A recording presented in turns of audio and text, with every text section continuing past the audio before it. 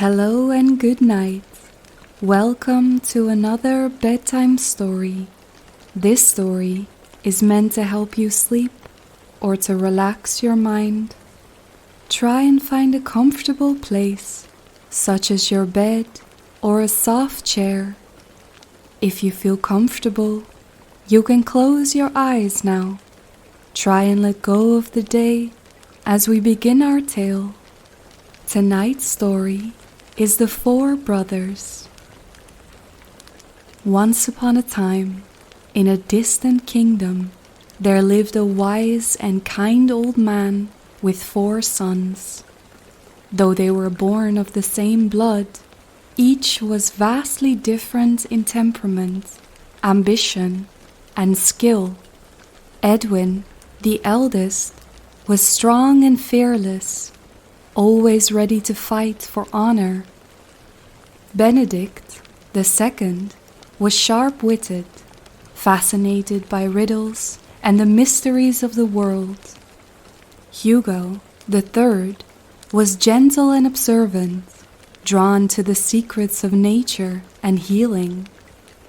Leon, the youngest, was quiet but resourceful, often underestimated by his brothers. One day, their father, growing old and frail, gathered them. "My sons," he said, "I have nothing to leave you but my blessing and the wisdom I have gained. Go into the world, seek your fortune, and return in 1 year. Let fate determine your path." With heavy hearts but eager spirits, the brothers set off, each going in a different direction. Each brother sought a master in a different field. Edwin traveled to a war-ridden land and became a great warrior, training under the most fearsome knight in the realm. Benedict found his way to a vast library of ancient knowledge, where he studied riddles, codes, and the art of deciphering secrets. Hugo journeyed into the deep forest, where a wise old healer taught him the ways of herbs and the language of animals. And Leon, the youngest, wandered around until he met a mysterious thief who taught him the art of stealth, agility, and clever tricks. For 1 full year, they trained, growing stronger, wiser, and more skilled. When the year ended, they returned home, eager to prove their worth. Upon their return, the kingdom was in turmoil. The princess, daughter of the king, had been kidnapped by a fierce dragon and taken to a distant mountain fortress.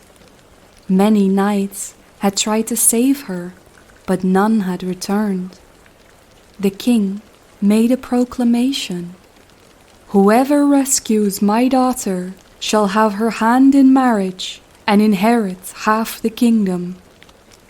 The 4 brothers exchanged glances.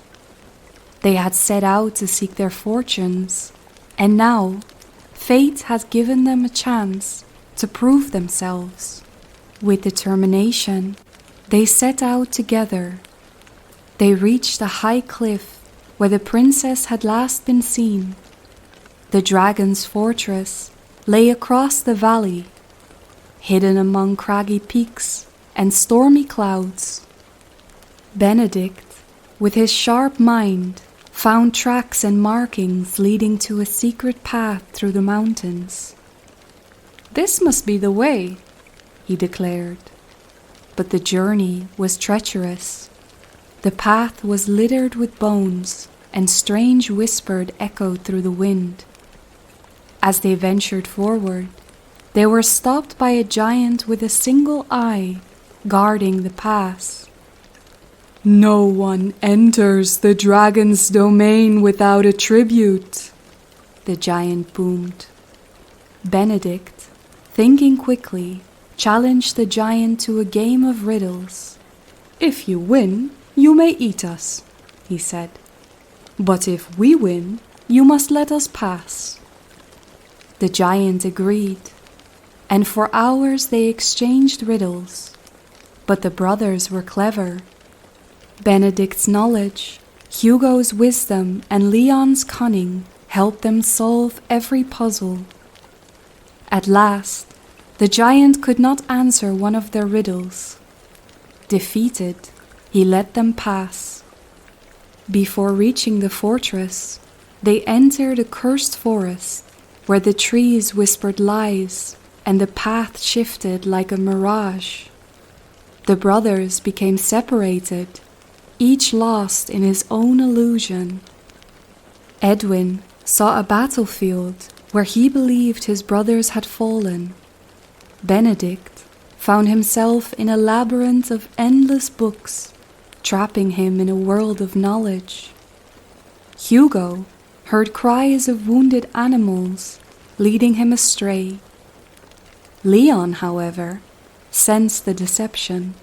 His training in stealth had taught him to see what was hidden beneath the illusions.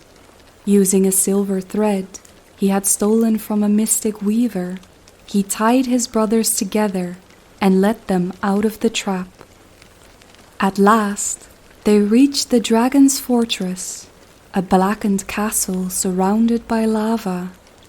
The princess was chained to a pillar. The massive dragon curled around her, smoke rising from its nostrils.